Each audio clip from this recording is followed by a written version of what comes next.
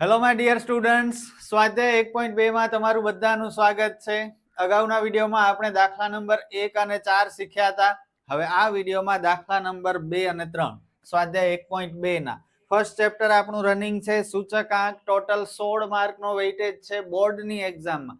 First એક્ઝામમાં સમજી શકો છો વધુ જ હોય. ઓકે, અને હજુ સુધી જેટલા પણ દાખલા આપણે ભણ્યા ક્યાંય તમને લાગ્યું કે મારાથી ન થાય, કે મને ન આવડે, કે મને નથી સમજાતું? કોન્ફિડન્સ આવે છે ને? તો બસ પૂરા માર્ક જ લેવાના છે આપણે. ઓકે, સ્ટાર્ટ કરીએ આજનો આ વિડીયો. અગાઉના સમમાં જે વિડીયો આપણે જોયો દાખલા નંબર 1 અને 4, એમાં પરંપરિત આધારને અચલ આધારમાં ફેરવવાનું હતું. હવે આ સમ્સ જે આપણે શીખશું આ વિડીયોમાં, એમાં અચલ આધારને પરંપરિત આધારમાં ફેરવવાનું છે. 3 માર્કમાં વિભાગ ડી માં પૂછાશે અને તમને માર્ક મળશે. એક દાખલો શીખજો, દાખલા નંબર 2. દાખલા નંબર 3 વિડીયો પોઝ કરી નાખજો, જાતે સોલ્વ કરજો, કમેન્ટ કરજો કે સર તમારાથી પહેલે કર્યો અને અમારાથી થઈ ગયો. બરોબર? બસ આ જ સાચી મેથડ છે અને એ આપણે ફોલો કરવાની છે. સ્ટાર્ટ કરીએ, પણ સૌથી પહેલા એક સરસ મજાનો થોટ. નાઉ ઓર નેવર. અત્યારે કરશો થશે, પાછળથી નહીં થાય. એક્ઝામ ટાઈમે ગમે એટલી મહેનત કરી લેશો છેલ્લા અઠવાડિયામાં, કેટલું કરશો તમે? દોડીને કેટલું દોડશો? 24 કલાક પૂરા નહીં થાય. તમને પણ ખબર છે, અનુભવ છે તમને આટલા વર્ષોનો.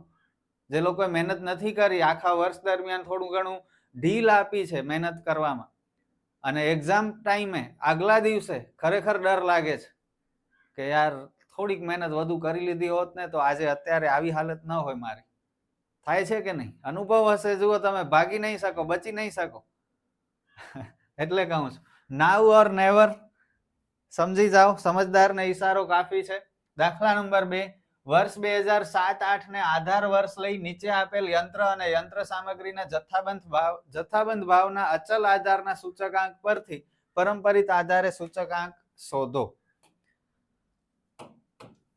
અચલ આધાર નું સૂચકાંક આપેલું છે, આપણે પરંપરિત આધારનું સૂચકાંક શોધવાનું છે. અગાઉના વિડીયોમાં પરંપરિત આપેલું હતું, અચલ આધાર શોધવાનું હતું. હવે જો અત્યારે જ ટેસ્ટ થઈ જશે તમારી. પરંપરિત આપેલું હોય ને અચલ આધારે શોધવાનું હોય, એનો સૂત્ર જોઈએ મને.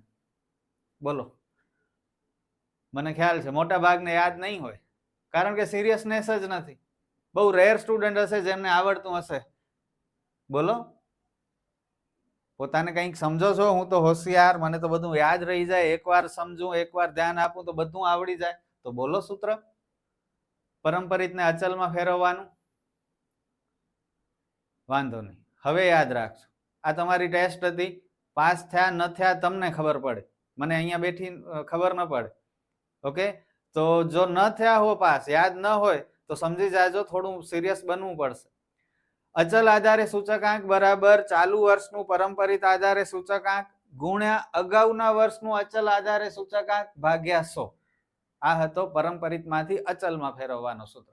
હવે આપણે શીખવાનું છે અચલ આધારને પરંપરિતમાં ફેરવવાનો સૂત્ર. જેનો સૂત્ર છે પરંપરિત, જે આપણે 1.1 માં શીખતા હતા, સેમ એજ, નવું નથી. 1.1 માં પરંપરિત આધારની રીતમાં જે સૂત્ર લખતા હતા એ જ સૂત્ર છે, કંઈ નવું નથી. ઓકે, તો ચાલુ વર્ષનું પરંપરિત આધારે સૂચકાંક ભાગ્યા અગાઉના વર્ષનું, ચાલુ વર્ષનું અચલ આધારે સૂચકાંક ભાગ્યા અગાઉના વર્ષનું અચલ આધારે સૂચકાંક ગુણ્યા 100. બસ એટલું જ, કંઈ નવું નથી. ભલે ચલો સ્ટાર્ટ કરીએ. સૌથી પહેલા બે ખાના જેમ છે એમ લખવા પડે. વર્ષ અને યંત્ર સામગ્રીનો સૂચકાંક, પણ કયો? અચલ આધારે સૂચકાંક. યંત્ર અને યંત્ર સામગ્રીનો અચલ આધારે સૂચકાંક. આ જેમ છે એમ લખી નાખશું આપણે. 2008-9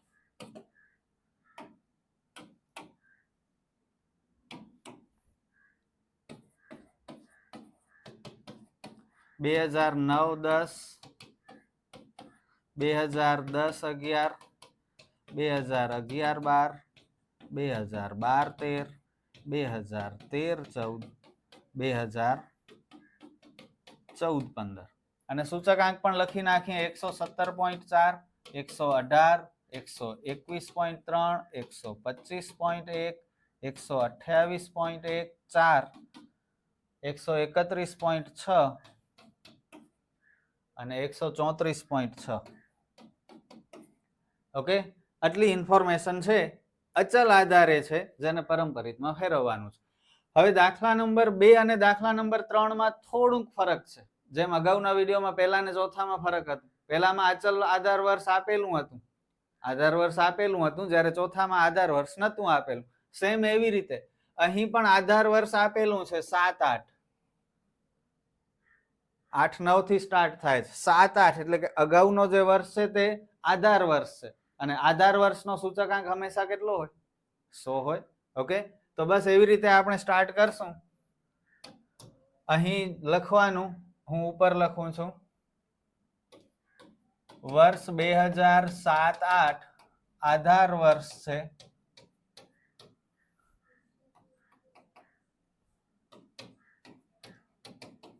તેથી તેનું સૂચકાંક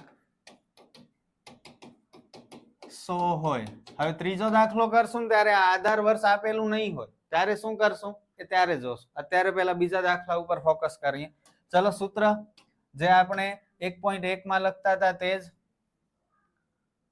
પરંપરિત આધારે સૂચકાંક બરાબર શું લખતા હતા ચાલુ વર્ષનો ભાવ ભાગ્યા અગાઉના વર્ષનો ભાવ ગુણ્યા 100 એમ લખતા હતા ને 1.1 તો બસ એ જ વસ્તુ છે ભાવની જગ્યાએ જે હોય તે ચાલુ વર્ષનો સૂચકાંક પણ જરા વ્યવસ્થિત શબ્દ લખવાના ચાલુ વર્ષનો અચલ આધારે સૂચકાંક ભાગ્યા અગાઉના વર્ષનો અથવા ગયા વર્ષનો અચલ આધારે સૂચકાંક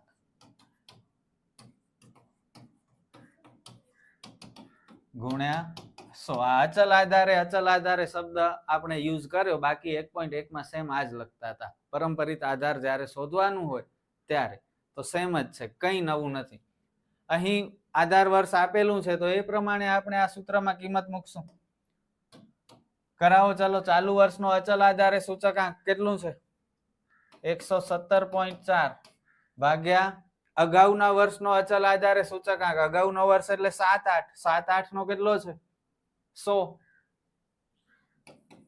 ગુણ્યા 100 આ 100 કેન્સલ એટલે 117.4 પછી ચાલુ વર્ષનો 118 ભાગ્યા અગાઉના વર્ષનો કયો લેશું આ તો પરંપરિત છે જો પરંપરિત શોધી આપણે જોઈએ છે અચલ આધાર એટલે આ બધા અચલ આધાર છે 117.4 ગુણ્યા 100 સૂત્ર જેમ કે એમ કામ કરવાનું વધારે વિચારવાનું નહીં 118 ભાગ્યા 117.4 ગુણ્યા 100 100.51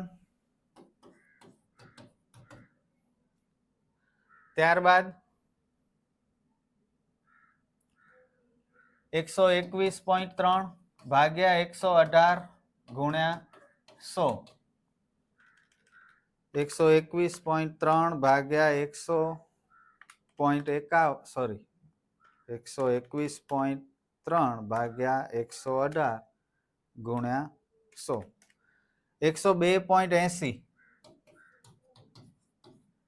125.1 ભાગ્યા 121.3 ગુણ્યા 100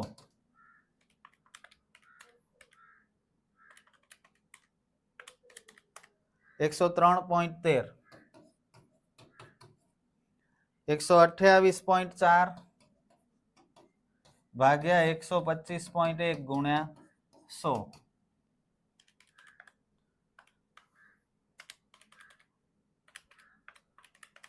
102.64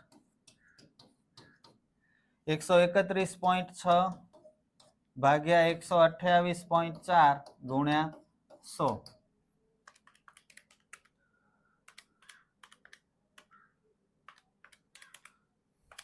102.49 અને છેલ્લે 134.6 ભાગ્યા 131.6 ગુણ્યા 100.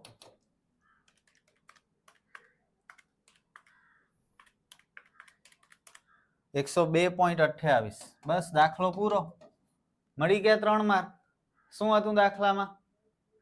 આટલું સિમ્પલ છે. આ માત્ર સૂત્ર યાદ રાખવાના છે. સૂત્ર યાદ નહીં રાખો તો તકલીફ પડશે. આખા આંકડા શાસ્ત્રમાં દુનિયાભરના સૂત્ર છે. પછી કહેતા નહીં કે સરે કોઈ અમને કીધું નતું, કોઈએ અમને સમજાવ્યું નતું કે સૂત્ર યાદ રાખજો નકર તકલીફ પડશે.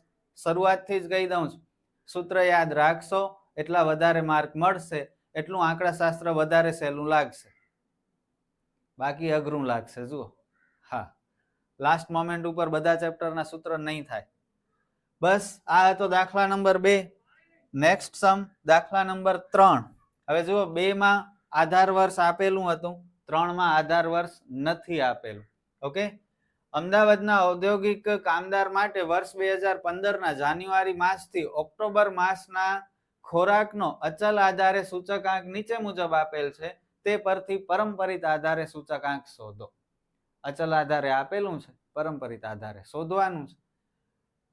માસ અને ખોરાકનો સૂચકાંક આ છે માસ, આ ખોરાકનો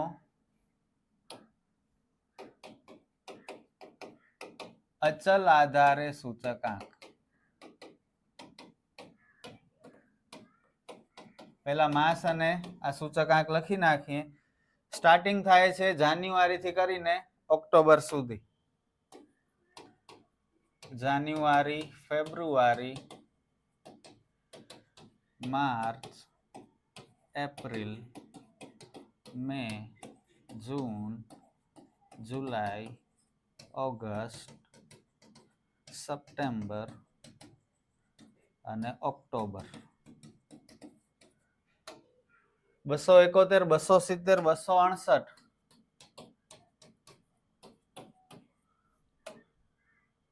268, 78, 83,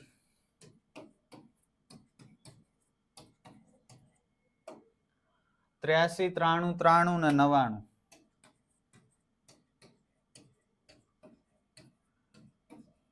ઓકે, સ્ટાર્ટ કરીએ. ફોર્મ્યુલા કયો? વેલા ફોર્મ્યુલા કયો તો જાઉં નહીં હોય યાદ, જોજો. અચલ આધારે આપેલું છે, પરંપરિતમાં ફેરવવાનું છે. પરંપરિત આધારે સૂચકાંક બરાબર ચાલુ વર્ષનું અચલ આધારે સૂચકાંક ભાગ્યા ગયા વર્ષનું. ગયા વર્ષ લખો, અગાઉનો વર્ષ લખો, કંઈ પણ લખો. અચલ આધારે સૂચકાંક ગુણ્યા 100. ક્લિયર? ક્લિયર છે અહીં સુધી બધું? હવે આપણી પાસે ચાલુ વર્ષનું અચલ આધારે સૂચકાંક 271. ગયા વર્ષનું અચલ આધારે સૂચકાંક કેટલું છે? ગયો વર્ષ એટલે અહીં માસ સમજવાનું. ઓકે, થોડું ચેન્જ કરવું પડશે. ચાલુ વર્ષ નહીં પણ ચાલુ માસ.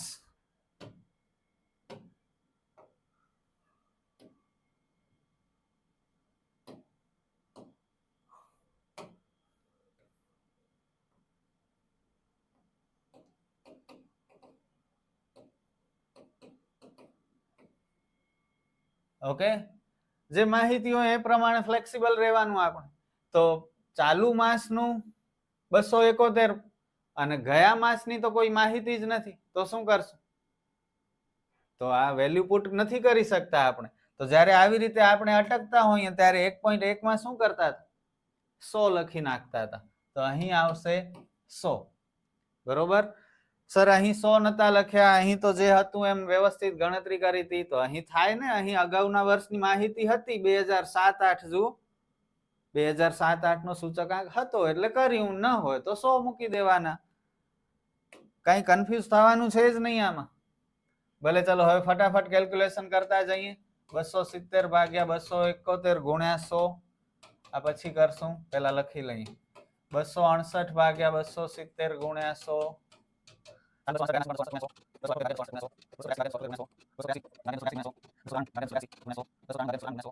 299 ભાગ્યા 293 ગુણ્યા 100. ફટાફટ કેલ્ક્યુલેશન કરીએ. 99.63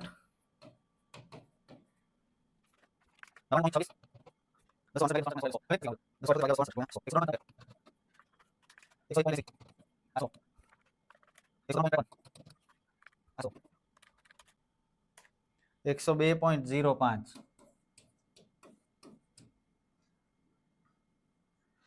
બસ સમ ઓવર. હવે એક વસ્તુ બીજી ધ્યાન રાખો, પરંપરિત આધારની રીતમાં સૂચકાંક જ્યારે પણ 100 કરતા ઓછો હશે એ વર્ષે અગાઉના વર્ષ કરતા ઘટાડો થયો હશે, સમજી જાજો. પરંપરિત આધારની રીતમાં સૂચકાંક 100 થી ઓછો આવ્યો એનો મતલબ અગાઉના વર્ષ કરતા ઉત્પાદન હોય કે ભાવ હોય કે કંઈ પણ હોય, સૂચકાંક હોય એમાં ઘટાડો થયો હશે. આ એક વસ્તુ યાદ રાખજો. જોઈ લો પ્રેક્ટિકલી. આ 271 માં 100 હતા તો આ ઘટ્યા તો જુઓ 100 કરતા ઓછો આવે. આ ફરીથી ઘટ્યા તો 100 કરતા ઓછો આવે. એટલા જ રહ્યા તો પૂરા 100 આવે. વધ્યા તો 100 કરતા વધુ આવે. આ વધ્યા તો 100 કરતા વધુ છે. 100 કરતા વધુનો મતલબ વધારો થયો છે. 100 એટલે કોઈ ચેન્જ નથી, અને 100 કરતા ઓછું આવે તો સમજો ગયા વર્ષ કરતા ઘટાડો થયો છે. તો આ આપણે 2 દાખલા ભણ્યા અહીં, અને આ સાથે આપણો સ્વાધ્યાય 1.2 પણ કમ્પ્લીટ થાય છે. આઈ હોપ કે તમને વિડીયોઝ ગમતા હશે. ગમતા હોય તો પ્લીઝ તમારા ફ્રેન્ડ સાથે શેર કરજો. કમેન્ટમાં મને જણાવો કેવા લાગે છે. હજુ તમારે શું શીખવું છે એ પણ મને જણાવો. આપણે નેક્સ્ટ વિડીયોમાં ફરી મળીએ સ્વાધ્યાય 1.3 સાથે. Good bye.